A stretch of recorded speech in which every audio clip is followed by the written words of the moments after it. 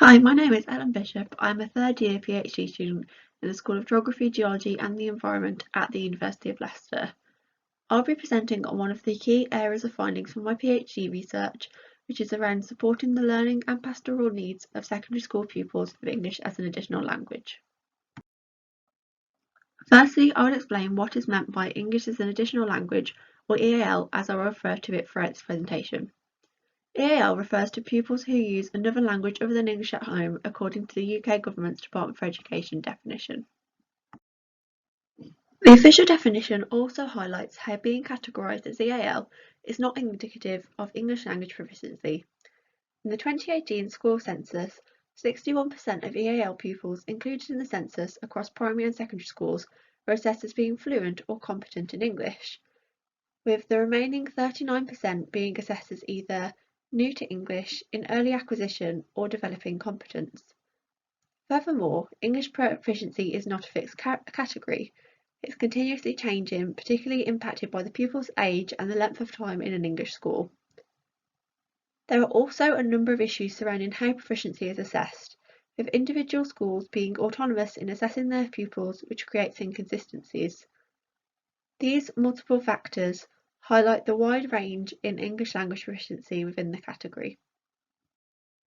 Furthermore, the official definition also highlights the common misconception that all EAL pupils are recent migrants, which is not the case, as EAL also includes children born in the UK who are bilingual, or any student who speaks another language in their homes or communities.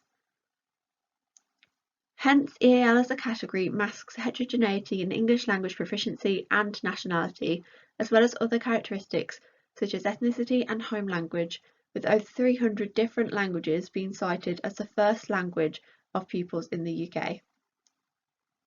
As of 2020, 19.5% of pupils in England are classified as EAL, a figure which increases each year. The number of EAL pupils differs greatly, both regionally and on an individual school level, depending on catchment area characteristics. With ongoing educational budget cuts, providing appropriate support for pupils is becoming increasingly challenging due to a lack of designated EAL funding for schools and limited government policy and guidance on supporting EAL learners.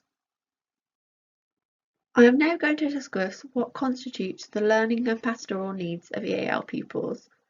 First of all, EAL pupils share many of the same needs as all pupils in schools, which is to be able to learn and make progress in a safe, happy, engaging learning environment.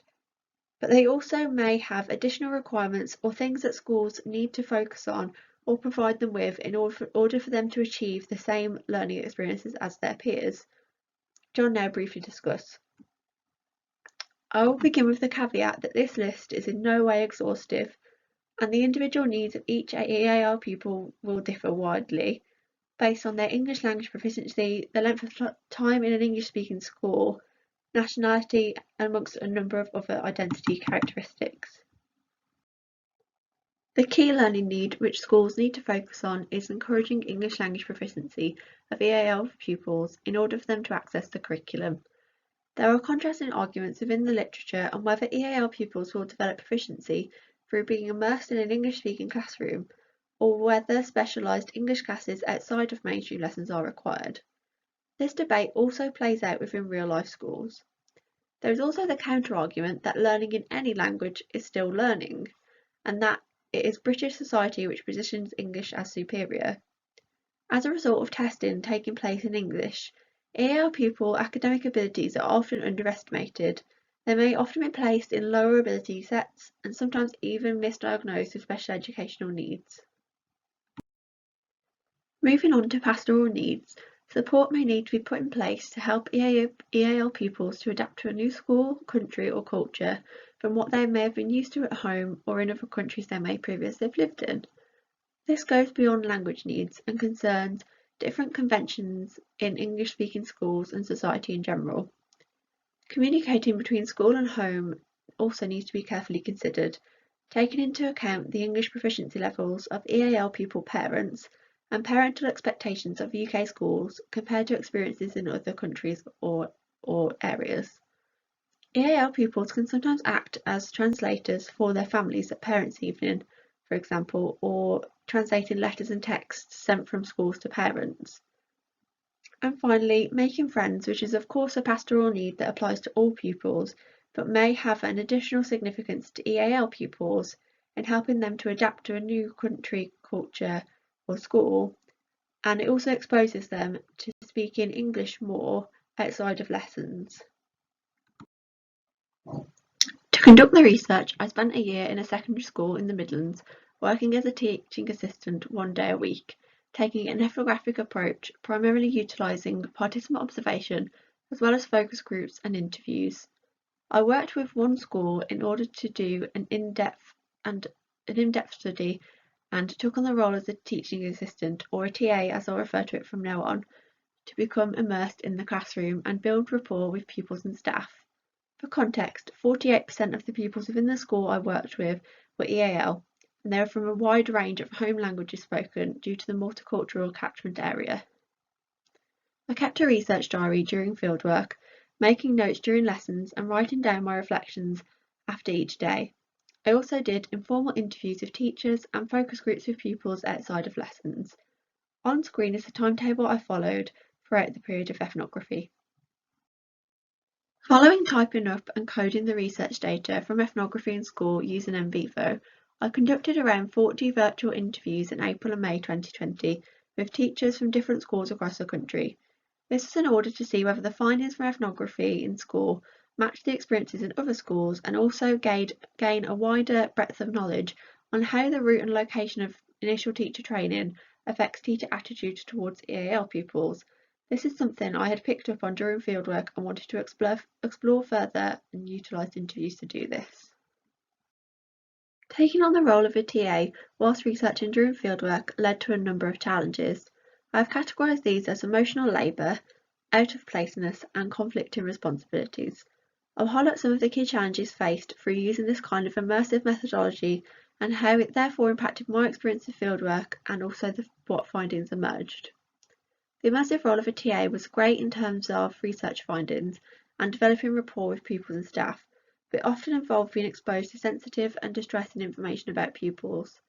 This regarded safeguarding issues and disclosures of self-harm, which took its emotional toll on me and made me feel anxious about going to school each week, wondering what else might happen.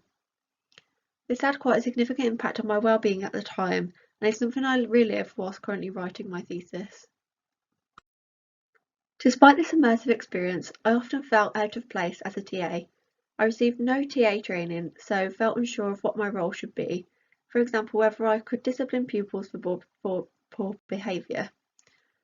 Also, many of the school subjects I was in I hadn't studied since my own school days, so it was challenging to try and help pupils without familiarity with the subject content, and of course pupils expected me to just know everything. During fieldwork, I had to wear a visitor lanyard, which positioned me as an outsider and a temporary fixture in the school, impacting the interactions I had with pupils and teachers. Also, due to being in the school only 1 day a week and having limited IT system access, I often felt out of the loop and unsure on pupil backgrounds, formal categorisations or home lives. Useful information to me as a TA and a researcher. What I thought I should do as a TA often conflicted with what I wanted to do as a researcher. For example, when pupils are misbehaving or chatting off task during lesson time, I felt I should intervene as a TA, but as a researcher I wanted to observe pupil behaviours and conversations. Staff and pupils often misunderstood what my role was, despite continually explaining what my research was about. People thought I was in teacher training, an educational psychologist, Ofsted inspector, that I was assessing teaching quality, or even that I was spying on pupils. My ethical responsibilities were also at odds with the school's expectations. I had to negotiate with the school over to what extent of contact between myself and a pupil meant that informed consent needed to take place. For example, did I only need to gain consent from pupils in the lessons where I was a TA, or would every single pupil I passed in the corridor need to consent? As the nature of ethnography involves the everyday interactions and atmospheres of a space, these more fleeting encounters were also important to the research. To exemplify the realities and importance of the various learning and pastoral needs for EAL pupils previously discussed in this presentation, I am going to present a vignette from my ethnographic fieldwork which highlights many of these needs and how they are negotiated within everyday classrooms. To set the scene, this was in October 2019. It was the first lesson with this specific class of the new academic year. It was a Year 7 geography lesson on sustainability. I will now read out the vignette. I walk into the classroom and introduce myself to the teacher and remind her why I'm there. She says we have 2 EAL pupils and points to 2 students in the middle of the room. She tells me they are Turkish and don't speak much English and asks if I can support them this lesson. She tells me I sit them together, although I know I shouldn't. She tells me they have English to Turkish dictionaries and says they are usually quite good at finding words themselves, but can you sit with them and point out which words to look up? I sit with them during the lesson and they are largely self-sufficient at finding words in the dictionary. I assist them a few times, particularly helping them find the right page as they keep going past the correct letter in the alphabet. The lesson is on sustainability, which isn't in their dictionaries. There are English dictionaries on the table, so they look it up in there. To my surprise, sustainability isn't there either. I try my best to explain what it means to them using simple terms, but this proves difficult as I keep accidentally using words like maintain and preserve, which they don't understand either. I think they understand it in the end, but it's difficult to tell. They speak almost entirely English to each other throughout the lesson. At the end of the lesson, the 2 students thank me for helping them. One of them asks if I speak Turkish. The teacher told me it's good to have you here as I never usually get a chance to go around the rest of the class and I'm sat helping them. The experience presented in the vignette provides lots of food for thought. The class teacher stated that there are 2 EAL pupils in the class. However, looking at the student information for the class, there were 4 students classified as EAL. I believe the teacher only identified the 2 Turkish students as EAL based on their language proficiency rather than basing it on the way the school identifies EAL. This was obviously problematic as the category doesn't just include recent migrants or students with low English proficiency levels. A teacher stated she knows she shouldn't have sat the 2 students, EAL Turkish students together, but I wasn't really sure what she meant by this. There are many arguments for and against sitting EAL pupils who speak the same language together, as on one hand they can help each other to understand the words they don't know in English, and it also helps them to make friends and settle into school. However, this is less likely to encourage them to speak English than if sat next to an English-speaking student, and may affect the way their peers are socialised to think about people of other ethnicities and languages. The teacher is an NQT, having completed her PGCE last year, which raised the question of what she was taught within her initial teacher training about EAL pupils and the classroom layout she should use. The reliance on dictionaries in the lesson was really interesting. It served as a replacement for assistance from a Turkish speaker. However, the students supplied their own dictionaries rather than the school, highlighting how pupils take actions to support their own learning and perhaps opens up some suggestions around whether the school had budget to provide the dictionaries themselves. I tried my best to explain what sustainability meant to them, but found this difficult, not knowing much about their English proficiency or what words they already knew. It made me feel ill-equipped to support them, as the same feeling I felt in many of the classes I've been in. The Turkish students spoke mostly English to each other, only using Turkish when reading from the dictionary or explaining a definition of an English word to each other. I was quite surprised by this experience, as in other classrooms I've been in that have had EAL pupils of the same native language, they often communicate in their native language or home language rather than in English. This allowed them to practice their English better in this situation, but made me question if this is the norm or if my presence had an impact on it. Maybe the pupils were thinking they were being watched and should be practicing their English in the presence of someone else. The lesson highlighted the challenges facing teachers. At the end of the lesson, the teacher explained how she usually has to sit with the Turkish students for most of the lesson, and that me supporting them allowed her to support other students as well. This displays how difficult it is to give EAL pupils the support they need whilst providing for the rest of the class too. This is increasingly difficult when larger proportions of the class are EAL, as the number is increasing each year, and schools aren't given specific financial allowances to provide resources and teaching assistance to support EAL pupils. In some respects, it is understandable why EAL pupils may be sat together, as it's logistically easier for teachers to help them, having them spatially near each other, and it also encourages peer assistance, freeing up teachers to circulate the class. Findings on negotiating the learning and pastoral needs of EAL pupils within secondary schools fit within and interconnect with the other findings and themes of analysis from the research. These concern how teachers are trained to teach EAL pupils, spatialities of the classroom, the socialisation of pupils within multicultural Britain, how language is negotiated in the classroom, how support is organised, and also emotional geographies of the classroom.